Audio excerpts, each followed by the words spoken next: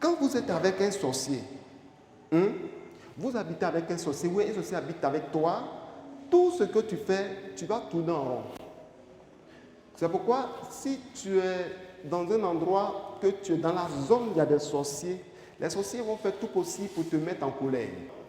Si tu es à la maison, tu es dans le ministère, tu es quelque part, ne permets pas que l'ennemi t'utilise pour mettre les gens en colère. Parce que le diable utilise l'esprit de la colère pour atteindre facilement les enfants de Dieu. Ça, c'est l'une de leurs stratégies, la colère. Et cette colère-là, quand tu te mets en colère, ton cœur saigne, c'est-à-dire ton cœur s'ouvre. Et puis, c'est comme si la colère a déverrouillé la porte de ton cœur. C'est-à-dire à déverrouiller. Une fois que tu te mets dans la colère, tu ne te contrôles plus, tu dis des choses, tu te fâches.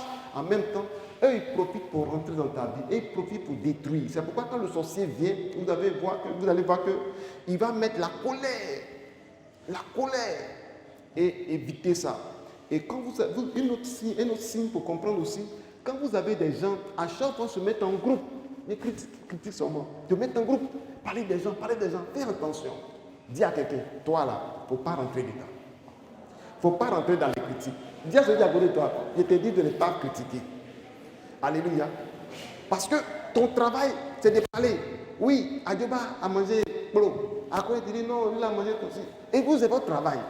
C'est-à-dire que c'est ton travail. La sorcière, les démons vont t'utiliser facilement parce que tu es une proie facile. Que tu ne sois pas un canal que les sorciers vont utiliser à cause de ta bouche, à cause des critiques. La parole de Dieu déclare que la bouche, tu parles trop, fais quoi? Pêche. Tu aimes trop parler, tu aimes trop. Le sorcier, tu seras utilisé facilement par l'esprit de sorcellerie. L'esprit, quand tu vis avec quelqu'un qui a l'esprit de sorcellerie, la personne verra toujours, montrera aux autres que tu es mauvais. C'est-à-dire, le voisinage, les gens font des choses pour que les gens trouvent que tu n'es pas bon, tu n'es pas bien, ainsi de suite. Tout simplement pour t'emmener dans une colère atroce. Je vais vous dire une chose. Quand, je n'ai pas dit d'aller accuser vos servants, les gens qui sont près de vous, mais généralement, quand souvent vous vivez dans une cour commune, je vous dis, dans une cour commune, il n'y a rien à voir. Il y a au moins un sorcier qui est là, ou deux qui sont là, ou plusieurs. Et surtout nous, les hommes de Dieu, ou vous qui êtes là, faites très attention par vos enfants parce que la sorcellerie se transmet surtout par la nourriture. La nourriture. Nos enfants vont au dehors, ton enfant vient, il mange ici, faites très attention. Vous comprenez? Et si quelqu'un a offert une nourriture à ton enfant, récupère la nourriture, prie sur la nourriture. Si tu ressens que tu n'as pas la conviction que ton enfant mange, que ton enfant ne mange pas. Vous comprenez?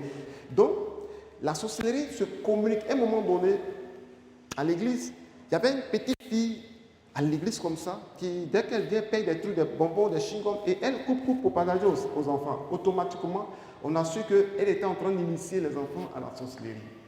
Vous comprenez? Donc, vous-même, élèves que vous êtes, vous allez à l'école, tu ne peux pas savoir. La sorcellerie ne s'écrit pas sur le front que sorcier, sorcière, mais les actes. Tu ne peux pas savoir que ton voisin ou celui qui est dans l'école est un sorcier. Parce que eux, ils veulent livrer des âmes au monde des ténèbres. Donc, comment faire? C'est pour t'initier ou créer une porte d'entrée dans ta vie pour pouvoir te tuer. Vous voyez que dans certaines écoles, chaque année, les élèves meurent. C'est-à-dire que c'est un sacrifice qui a été établi pour pouvoir tuer les gens. Donc, lorsque nous parlons de l'esprit de la sorcellerie, amen, l'esprit de la sorcellerie n'aime pas où il y a la joie, où il y a la paix. C'est pourquoi vous allez voir que certains foyers, il y a des histoires, il y a des palabres. Souvent, moi, je me souviens bien, à un moment donné, mon foyer était trop sous tension, des choses terribles. Et elle et moi, quand on nous demande qu'est-ce qui a fait qu'on a discuté, on ne va pas. Mais on discute, parole sur parole, c'est l'esprit de sorcellerie, jusqu'à ce que le Seigneur me révèle la source de la sorcellerie. Et quand j'ai commencé à prier sérieusement, ces choses sont arrêtées. Donc tout ce qui veut détruire ton foyer, et même les sorciers empêchent beaucoup le mariage. Les sorciers empêchent beaucoup le mariage. Ça, je vous dis la vérité. Parce que le sorcier va contre la loi, contre la parole de Dieu. Dieu a dit, l'homme quittera son père et sa mère pour s'attacher à sa femme et les deux deviendront une seule chair. Donc voilà un passage que les sorciers utilisent pour combattre Dieu, pour attaquer Dieu, pour irriter Dieu et empêche le mariage. C'est pourquoi les sorciers créent beaucoup les maris de nuit, femmes de nuit. Les femmes de nuit, maris de nuit, pour les chasser, c'est très facile. Quand tu pries, tu jeûnes, le feu s'en va. Mais si tu vois dans ta vie qu'il y a un mari de nuit, on va prier, on va jeûner, on va prier, on va chasser, tu vas jeûner, tu vas prendre des moments de jeûne et que tout le temps, ça se répète, c'est un parent de ta famille qui fait ça. Il ne faut même pas chercher à comprendre que c'est un démon, c'est un parent. Il y a des pères qui peuvent être des maris de nuit, il y a des mères qui peuvent être femmes de nuit ou maris de nuit.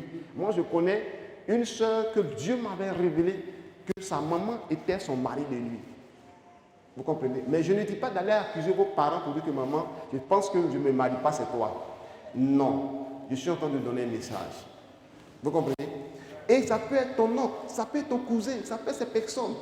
Et c'est ceux-là que la nuit qui vient coucher avec toi et tu mets sur les démons. Ça, c'est un sorcier de la famille. Et qui manipule ton âme et il fait de toi ce qu'il veut. Mais je te dis ce soir, cet homme-là, le Seigneur va arrêter ses œuvres. Au nom de Jésus-Christ. Le Seigneur va arrêter ses actions. Je peux dire que quand il y a un esprit de sorcellerie, la sorcellerie vient pour envoûter. Et quand la sorcellerie vient dans l'atmosphère, dans un quartier, ta vie de prière baisse, ta vie de jeûne baisse et il y a une lourdeur qui te prend. Quand tu veux jeûner, tu veux prier, tu ne peux plus jeûner parce que ta prière dérange l'atmosphère. La prière dérange le lieu où tu es. Donc il faut tout possible pour casser ta vie de prière, pour casser ta vie de jeûne, pour casser ta vie de consécration. Et la sorcellerie, puisque la sorcellerie n'aime pas la réussite, si tu passes un concours, ils sont capables de prendre ton dossier, ton diplôme que tu vas aller déposer, ils vont prendre pour prêt papier hygiénique. Ils vont salir dessus, ils vont jeter, cracher, faire des trucs.